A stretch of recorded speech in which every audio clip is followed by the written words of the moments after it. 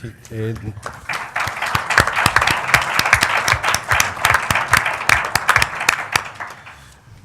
como veis, en las dos intervenciones de los compañeros ha habido una referencia a la catacumba y a la marginalidad, es decir, a los pequeños espacios, a los pequeños formatos, que es una realidad que tendremos, espero, luego oportunidad de debatir. Miguel, con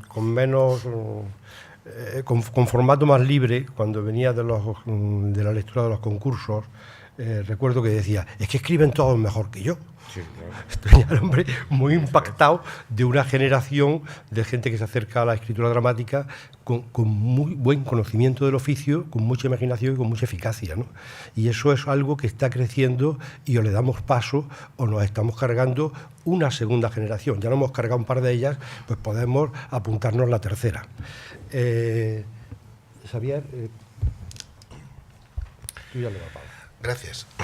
Yo no soy autor, así que no puedo mirarlo desde el punto de vista de algo que me afecte muy personalmente, pero sí me ha tocado y me toca reflexionar sobre lo que estáis hablando. Hay un vicio que tiene el sector cultural y el teatral en especial, que es siempre hablar en tercera persona y culpar a otros de los problemas de nuestro sector. Hay un debate sobre público-privado eterno, la administración no hace lo que tiene que hacer. Hay una tendencia enorme a ser, a mi juicio, poco autocríticos. Y creo que deberíamos, como mínimo, afrontar un cierto debate sobre algunos aspectos a los que me gustaría referirme. El primero, y que a mi juicio es muy importante, ¿cuál es el papel del teatro hoy en día? ¿Cuál es el papel del teatro en una sociedad donde hay una preeminencia evidente del audiovisual? Evidentemente no podemos hablar de la época de Valle o de la época de Bertolt Brecht, porque era, en cualquier caso, unas circunstancias distintas, donde el teatro tenía un papel en términos de reflexión sobre la sociedad o de un espacio crítico o incluso un espacio de prestigio respecto a la autoría que ahora tiene que compartir con muchos más escenarios creativos o de opinión o incluso mediáticos. Segundo lugar, ¿cuál es el papel del teatro en una época de confusión total entre cultura, arte y espectáculo? Esa es una realidad de la que a la que podemos cuestionar, pero no nos podemos sentir ajenos. Y en tercer lugar, ¿cuál es el papel del teatro en una sociedad donde la comunicación, la información, la crítica o la democracia se confunde a menudo con el negocio de la audiencia? Bien, son tres realidades que están ahí sobre las cuales debemos manejarnos. Se supone que el teatro es un sector con un alto nivel de intervención pública. Y es algo que hemos aceptado entre todos, que puede tener una versión muy radical y a veces añorada por algunos, como puede ser el teatro en Alemania o en Francia, o una versión mucho más mixta y consensuada como en España. Pero en cualquier caso es evidente que el teatro necesita de la intervención pública. Se supone que respecto a los autores, la parte más importante a la que debería afectar esta intervención pública sería ponerlos en valor. Pero, claro, poner en valor a los autores teatrales no significa estrenarlos.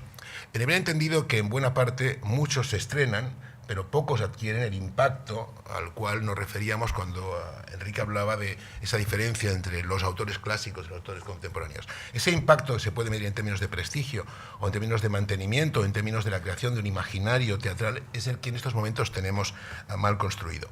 Pero yo me pregunto si es posible hacer eso únicamente desde el punto de vista del teatro. ¿No deberíamos establecer estrategias sobre las cuales les diéramos un papel al autor teatral, no solamente en el mundo del teatro, sino también en el mundo audiovisual? ¿Cuántas veces hemos trabajado o pensado, por ejemplo, que el futuro del audiovisual en este país dependerá en buena parte de la autoría teatral? Y es una realidad que el autor teatral parece un tanto ajeno, pero ¿por qué no hacemos estrategias mezcladas al respecto? Después me haré alguna referencia a ello. ¿Por qué no colocamos a los autores teatrales en el mundo de los entornos de la narrativa cultural general? ¿Cuántos autores teatrales están construyendo eventos o están participando en el discurso de determinado tipo de exposiciones, etcétera, etcétera? ¿Cuántos autores teatrales forman parte del discurso social que articula el debate cultural en este país? ¿O es que acaso el autor teatral es alguien que quiere escribir textos teatrales y quiere que se le represente como antes se representaba Shakespeare? Dudo mucho que eso pueda volver a ocurrir. En cualquier caso, ponerlo en prestigio, elaborarlo desde el punto de vista de una dimensión cultural y social innovadora, significará también adecuarse a un entorno cultural que ha cambiado muchísimo en los últimos años. Tengo la impresión de que hablar de autoría teatral hoy en día debería empezar a ser algo más que hablar de teatro. debería ser reconstruir qué papel tiene el teatro, los imaginarios teatrales y escénicos en el conjunto de nuestra sociedad cultural. Y tengo la impresión que hablamos poco de eso. Dejadme que haga una reflexión sobre lo que a mi juicio ha ido ocurriendo en Cataluña en los últimos años y que no significa quizá nada definitivo, pero sí algunos elementos que ejemplifican una manera de trabajar en esta dirección. Tengo la impresión de que en Cataluña ha habido una tendencia al consenso entre los distintos ámbitos del sector teatral que ha significado como mínimo tres cosas, a mi juicio, relevantes. Políticas sistemáticas desde el punto de vista de la acción pública que intentan o asumen que defender y poner en prestigio a los autores es algo trascendente e importante. Y no es nada extraño que surja un programa como el T6 en el Nacional que sistemáticamente trabaja con autores contemporáneos y muchos de ellos los colocan en los escenarios comerciales posteriormente. El método rojo nace de ahí, por ejemplo. Pero podría pasar ahora, por ejemplo, con no sé, Pere Riera, que sale del T6 en el último año y que una sala privada le produce un espectáculo de manera inmediata. La Sala Beckett y el Obrador es otro programa privado en este caso, pero con un altísimo nivel de ayuda pública, que trabaja sistemáticamente con la autoría contemporánea y que trabaja a dos niveles, en lo que llamaríamos el laboratorio de producción de textos, pero además en el trabajo de estreno y de representación. Radicals Lliure le pasa exactamente lo mismo. Pero claro, hay empresas privadas también en Cataluña que siguiendo esta senda, quizá ejemplificando ese consenso imprescindible de lo que a mi juicio es el modelo teatral español y que yo creo que no deja de ser un modelo tan respetable como el alemán o el francés, simplemente con menos dinero, lo cual es un problema grave, asumen también cierta responsabilidad de considerar que hay espacios donde se puede hacer la transferencia constante entre autoría joven española, autoría nueva española y teatro comercial. La Sala Villarroel es justamente eso. Y no solamente la Sala Villarroel es esto, sino que la Sala Villarroel es, por ejemplo, un espacio donde se investiga en la posibilidad de establecer nudos de unión o enlaces entre el mundo audiovisual y el mundo teatral. Por ejemplo, yo estoy convencido, y lo estamos intentando trabajar, que hay una relación necesaria entre el mundo de las telemovies y el mundo de los autores teatrales. Y cuando planteamos hace 2 años un concepto un tanto innovador o un tanto quizás retórico, pero que intenta explicar eso, que es la idea de teatro movie, es decir, cómo estos autores jóvenes que hacen teatro, pero han visto mucha más televisión que teatro, para entendernos, y plantean un tipo de escenarios creativos que puede tener perfectamente una visión en el mundo del cine, que puede renovar ciertos imaginarios audiovisuales, y planteamos una línea de trabajo con Carol López y con Jordi Casanovas que intenta reflejarse en televisión a través de un trabajo sistemático en que ciertas producciones nazcan en paralelo en teatro y en televisión. Bien, ¿qué quiero decir con eso? Quiero decir que cuando hablamos de autoría teatral, creo que cometeríamos un error si nuestro planteamiento se refiriera únicamente a cuántos autores jóvenes españoles estrenan hoy en día en los escenarios. Me interesa mucho más qué parte de la opinión de los imaginarios culturales de este país son construidos por autores escénicos jóvenes. Es decir, qué parte del discurso cultural que afecta a un conjunto de elementos, no solamente el teatro, insisto, teatro, audiovisual, eventos, narrativa expositiva, etcétera, etcétera, viene construida por aquella gente que proviene o que piensa en primera instancia desde la lógica teatral. Por ahí creo que hay algo a lo que deberíamos aplicarnos todos para intentar darle un futuro a eso que venimos llamando teatro y que no podemos considerar ahora exactamente igual que a finales del 19 o a principios del 20. Si resolviéramos ese tipo de cosas, probablemente resolveríamos también algunos de los otros problemas que generalmente nos aterrorizan o nos complican la vida en este sector. Algunos debates estériles, por ejemplo, sobre el conflicto de la calidad o el conflicto de la discriminación. Si no resolvemos en los términos que yo planteaba u otros este conflicto, probablemente no tendremos ningún sistema para evaluar también un sistema que permita saber quién es bueno y quién no es bueno. Quién puede seguir haciendo teatro y quién no puede seguir haciéndolo, o puede seguir haciéndolo pero no tiene derecho a pretender que se le estrene. Hay una cuestión que a veces nos cuesta mucho de asimilar. O tenemos espacios muy contrastados, suficientemente amplios y diversificados, o probablemente cada agente cultural acaba siendo un elemento autojustificativo. Y esto es uno de los problemas tremendos de la vida cultural en España, que tiende inevitablemente a la mediocridad. Hace falta establecer un escenario lo más amplio posible, lo más diversificado posible, justamente para evitar o para conseguir que aquellos que quieren escribir o que quieren hacer producciones teatrales tengan un elemento de contraste que les permita saber si son buenos o no lo son, si son cualitativamente aceptables o no lo son, si son cuantitativamente aceptables o no lo son. Lo que no puede ser es tener un sector en el que todos, por el simple hecho de querer estar, se sientan legitimados para pretender tener las ayudas suficientes para seguir haciendo actividades culturales. Y eso no lo vamos a conseguir si no ampliamos de alguna forma las posibilidades de actuación de la gente que trabaja en la autoría teatral. Muchas gracias.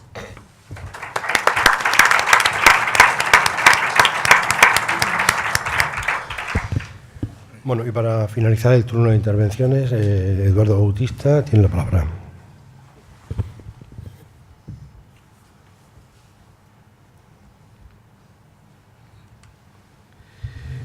Muchísimas gracias.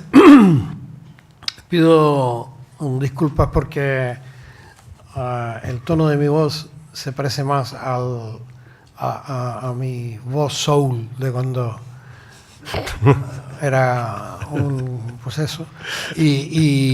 Pero no es por nada, es que simplemente tengo un catarro espantoso que está incluso a punto de no poder cumplir con esta convocatoria. Aprovecho para agradecer la invitación.